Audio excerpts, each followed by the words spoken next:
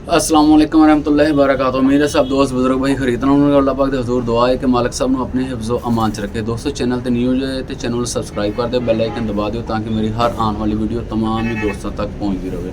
दोस्तों अज का जो साडा मौजू है मुर्गियां के उपर है कि मुर्गियां बांग दिंदियां ने, और अगर हाँ बांग दिंदियां ने तो ਉਹਦੇ ਵਿੱਚ वजह की है, रीज़न की हैगी है, क्यों बांग दिंदियां ने, क्या मुर्गियां की बांग देना नहूसत है, क्या ऐसी मुर्गी ਨੂੰ घर च रखना दुरुस्त है ਜਾਂ ਉਸ ਨੂੰ ਘਰ ਚੋਂ ਕੱਢ ਦੇਣਾ ਚਾਹੀਦਾ ਵਾ। ਇਸ ਦੇ ਉੱਤੇ ਕੋਸ਼ਿਸ਼ ਕਰਾਂਗਾ ਆਪਣਾ ਸ਼ਾਰਟ ਵੀਡੀਓ ਦੇ ਵਿੱਚ ਗੱਲਬਾਤ ਰੱਖਣ ਦੀ, ਪੁਆਇੰਟ ਆਫ ਵਿਊ ਰੱਖਣ ਦੀ ਕੋਸ਼ਿਸ਼ ਕਰਾਂਗਾ ਕਿ ਤਾਂ ਕਿ ਆਪਣੇ ਇਲਮ ਜਿਹੜਾ ਵਾ ਦੂਸਰਿਆਂ ਤੱਕ ਫੈਲਾ ਸਕਾਂ। ਦੋਸਤੋ ਕਿਉਂਕਿ ਮੇਰੇ ਇੱਕ ਜਾਣਨ ਵਾਲੇ ਨੇ ਦੇ ਨਾਲ ਮਸਲਾ ਆਇਆ ਵਾ, ਉਸਨੇ ਸਵਾਲ ਕੀਤਾ ਸੀਗਾ ਤੇ ਉਹਦੇ ਵਿੱਚ ਕੁਝ ਚੀਜ਼ਾਂ ਉਹਦੇ ਕੋਲੋਂ ਜਾਣਨ ਦੀ ਕੋਸ਼ਿਸ਼ ਕੀਤੀ ਔਰ ਉਹਦੇ ਵਿੱਚ ਉਹਨਾਂ ਦੇ ਉੱਤੇ ਅਸੀਂ ਕੰਮ ਕੀਤਾ ਔਰ ਉਹਦਾ ਰਿਜ਼ਲਟ ਆਇਆ। मेरी मालूमात के मुताबिक 3 ऐसिया वजूहत ने जिस दी वजह तो 2 तो 3 वजूहत ने जिस दी वजह तो मुर्गियां अजान देन लग जांदियां ने। क्या ऐसी मुर्गी नूं घर च रखना चाहिए? बिल्कुल रखना चाहिए। क्या ऐसी मुर्गी अंडे देंदी है? बिल्कुल देंदी है और बच्चे भी कटदी है और उन्होंने बच्चे अच्छी फाइट भी करते हैं।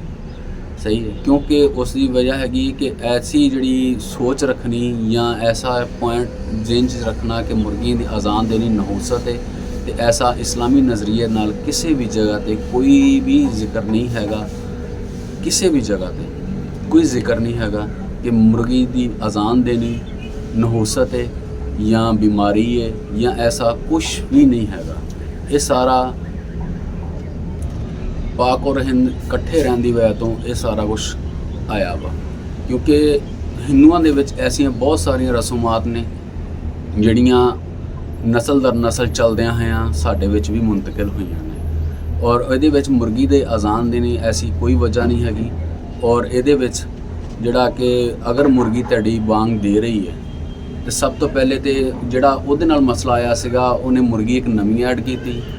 नवी मुर्गी ज़रा अच्छी क्वालिटी की सीगी, या कह लो कि पहली मुर्गी नाल थोड़ी जी भारी सीगी और उन्हें दोनों की लड़ाई हो गई। लड़ाई होने ना डिप्रेशन या टेंशन या गुस्से की वजह तो उस मुर्गी ने जी पहले घर दे विच मौजूद सी उन्हें अजाना देनी शुरू कर दी, बांग दे दी। और वो कहता कि इन्हूं मैं ज़िबा करन लगा। मैं कहा भी ज़िबा नहीं करना, इन्हां दा हल देखते हैं कि ये वजह आई क्यों।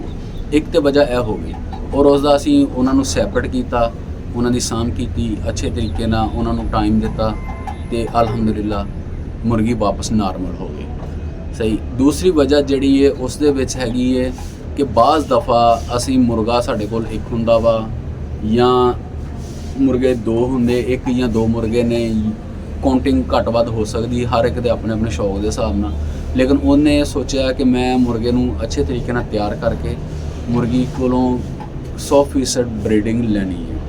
और दूसरी मुर्गियां उन्हें सॉरी नज़रअंदाज कर दिता। सही। उस दे विच उन्हां दे पूरा ख्याल रखिया, लेकिन मुर्गी वालों नज़रअंदाज कर दिता। और मुर्गियां आदियां लड़दियां नहीं सीगियां हैगियां, उन्हें एक जगह ते इकट्ठियां करतियां जिहड़ियां पहलियां सी। वो मुर्गियां इकट्ठियां कर दित्तियां। मुर्गियां जिहड़ियां विच कुछ पट्ठियां भी ने, बच्चियां छोटे उम्र दियां भी ने। हुण मुर्गी ने की कीता, मुर्गी पूरी मस्ती ते आ, पूरे टाइम दे उत्ते आ। मुर्गी ने मुर्गे वांगू पर फैलाने और वो गिरद चक्कर लगाने, इस तरह का काम शुरू कर दिता। हुण पहली मुर्गी जी वो भी मुर्गी है, जी दूसरी है वो भी मुर्गी है, लेकिन उन्होंने मुर्गा नहीं मुहैया किया और वो मुर्गी ने अजाना भी देनिया शुरू कर दी। एक ये भी वजह आ जाती है क्योंकि बाज़ दफ़ा मुर्गा बर वक्त ना मिलन नाल हवाई अंडे नहीं लांदियां, लेकिन मुर्गियां मस्ती च आ जांदियां ने और वो डिमांड हुंदी उन्हां दी मुर्गे दी, और वो भी इस तरह की वजूहत हो जाती है। जी मुर्गी की सेहत का ख्याल रखो और उसनों जड़ा कि खुराक की चेंजिंग करो, एक टाइम के उत्ते खुराक दो और उसका हर टाइम उस अगे पानी पिया रहे। उस तो बाद उन्होंने मुर्गे नाल छड्डो, मुर्गा क्रॉस करेगा और अजाना देनियां बंद कर देगी। दोस्तों ये सारियां तोहमत परस्ती दी अलामतां ने, तोहम परस्ती दे विच नहीं जाना चाहिए। जिस तरह के टुटा होया आईना ये आ जांदा वा, उस तो बाद जिहड़ा वा सुबह सुबह दुकानदार किसी को उधार नहीं देता, सारा दिन उधार चलेगा। इस तरह की जिहड़ियां चीज़ां ने, या काली बिल्ली रस्ता कट गई है जी, तो ये खतरे की अलामत है। इस तरह दी चीज़ों च नहीं जाना चाहिए। या बिल्लियाँ ਸ਼ੋਰ ਕਰਦੀਆਂ ਘਰ ਦੇ ਵਿੱਚ ਛੱਤ ਤੇ ਉਹ ਜੀ ਨਹੂਸਤ ਹੈ, ਇਸ ਘਰ ਦੇ ਵਿੱਚ ਮੌਤ ਕਿਸੇ ਦੀ ਹੋ ਜਾਣੀ ਹੈ। ਜਿਸ ਤਰ੍ਹਾਂ ਕਿ ਬਿੱਲੀ ਦੀ ਰੋਣ ਦੀ ਆਵਾਜ਼ ਆਉਂਦੀ, ਤੇ ਉਹ ਰੋਣ ਦੀ ਆਵਾਜ਼ ਨਹੀਂ ਆਉਂਦੀ ਹੁੰਦੀ ਦੋਸਤੋ, ਉਹ ਹੁੰਦਾ ਕਿ ਬਿੱਲੀ ਜਿਹੜੀ ਹੈ ਹੀਟ ਤੇ ਹੁੰਦੀ ਹੈ, ਔਰ ਉਹ ਜਿਸਲੇ ਜੋੜੀਦਾਰ ਦੇ ਨੂੰ ਲੱਭਦੀ ਹੈ ਜਾਂ ਅਟੈਚ ਹੁੰਦੀ ਹੈ, ਉਸ ਟਾਈਮ ਇਸ ਤਰ੍ਹਾਂ ਦੀਆਂ ਆਵਾਜ਼ਾਂ ਕਰਦੀ ਹੈ। ਤੇ ਇਸ ਤਰ੍ਹਾਂ ਦੀਆਂ ਚੀਜ਼ਾਂ ਦੇ ਉੱਤੇ ਨਹੀਂ ਜਾਣਾ ਚਾਹੀਦਾ। ਇਹ ਸਾਡਾ ਮਜ਼ਹਬ ਵੀ ਔਰ ਇਖਲਾਕੀ ਤੌਰ ਤੇ ਵੀ ਸਾਨੂੰ ਇਹ ਇਜਾਜ਼ਤ ਨਹੀਂ ਹੈਗੀ ਕਿ ਤੋਹਮ ਪਰਸਤੀ ਵੱਲ ਜਾਈਏ। ਉਮੀਦ ਹੈ ਕਿ ਅੱਜ ਦੀ ਵੀਡੀਓ ਵਿੱਚ ਦੋਸਤਾਂ ਨੂੰ ਕਾਫੀ ਰਹਿਨੁਮਾਈ ਹੋ ਗਈ ਹੋਏਗੀ, ਔਰ ਅਗਰ ਵੀਡੀਓ ਅੱਛੀ ਲੱਗੀ ਹੈ ਤੇ ਚੈਨਲ ਨੂੰ ਸਬਸਕ੍ਰਾਈਬ ਕਰਦੇ ਹੋਏ ਜ਼ਰੂਰ ਜਾਣਾ, ਵੀਡੀਓ ਨੂੰ ਲਾਈਕ ਕਰ ਦੇਣਾ ਤੇ ਇੱਕ ਅੱਛਾ ਜਿਹਾ ਕਮੈਂਟ ਜ਼ਰੂਰ ਕਰਦੇ ਹੋਏ ਜਾਣਾ। ਆਪਣੀ ਰਾਏ ਦਾ ਜ਼ਰੂਰ ਇਜ਼ਹਾਰ ਕਰਨਾ। ਖਾਲਿਦ ਮਹਿਮੂਦ ਨੂੰ ਇਜਾਜ਼ਤ ਦਿਓ, ਮਿਲਦੇ ਹਾਂ ਕਿਸੇ ਨए ਟੌਪਿਕ ਤੇ नई वीडियो ਵਿੱਚ। तब तक अपना और अपने शौक का बहुत सारा ख्याल रखना। खालिद महमूद इजाज़त दो। अल्लाह ने